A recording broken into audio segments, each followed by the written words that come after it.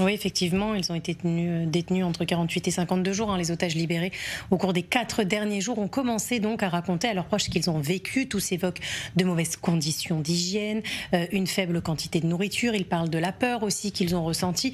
Les proches d'une des otages racontent qu'elle a reçu très peu de nourriture et que la quantité s'est encore réduite au cours des derniers jours, que les conditions sanitaires étaient très difficiles. Elle raconte ne pas s'être douchée pendant toute la durée de sa détention. Elle dit avoir été déplacée à plusieurs reprises, la plupart du temps dans des tunnels, mais parfois aussi à l'extérieur, dans des bâtiments. Et ils ont senti les bombardements israéliens, leur lit tremblait, ils ont eu peur pour leur vie. L'otage a aussi raconté que lorsque Tsahal a bombardé à proximité de leur lieu de détention, leurs geôliers les ont enfermés dans la pièce où ils étaient et ils se sont enfuis pour se protéger des bombardements, les laissant seuls. Elle raconte aussi que quand ils avaient envie de se rendre aux toilettes, ils devaient frapper à la porte et attendre que quelqu'un veuille bien venir leur ouvrir et les accompagner aux toilettes. Parfois, ils ont dû attendre pendant des heures. Elle affirme toutefois avoir reçu une fois la visite d'un infirmier qui est venu vérifier leurs conditions. Et puis l'Israélienne tout juste libérée donne aussi une note d'espoir à d'autres familles puisqu'elle raconte avoir rencontré d'autres otages dans un de ces lieux de détention, des otages qui n'ont pas encore été libérés et qui lui ont demandé de retenir leur nom et les numéros de téléphone de leurs parents pour que si elles sortaient avant eux, elles puissent les contacter et leur dire qu'ils étaient en vie. Son témoignage qui rejoint ceux d'autres otages qui ont été libérés ces derniers jours. Oui, par exemple, la belle-fille de Yafa Hadar, une des femmes libérées lors du premier jour, a raconté qu'elle avait perdu beaucoup de poids. La femme de 84 ans affirmait qu'elle ne mangeait que du riz et des petites pitotes qu'ils devaient se partager, le couper en petits morceaux pour qu'il y en ait assez pour tous les otages présents.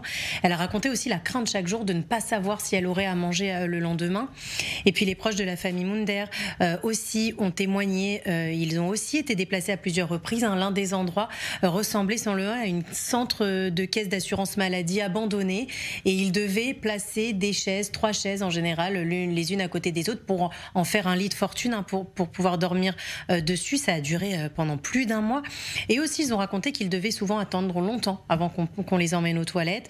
On leur demandait de ne pas faire de bruit et quand on les transportait, on les couvrait avec plusieurs couches de vêtements pour qu'ils ne soient pas reconnaissables à l'extérieur.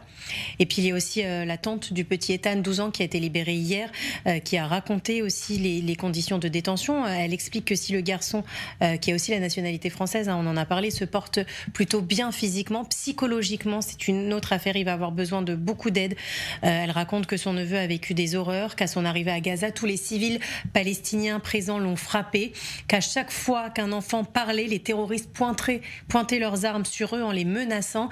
Ils ont aussi ils leur ont montré des images du massacre du 7 octobre, ces images que l'armée interdit de voir à des adultes. Deborah Cohen, la tante d'Ethan, explique qu'elle est très heureuse qu'il soit de retour, mais qu'elle est très inquiète pour son neveu et qu'elle se demande comment il va pouvoir surmonter tout ça.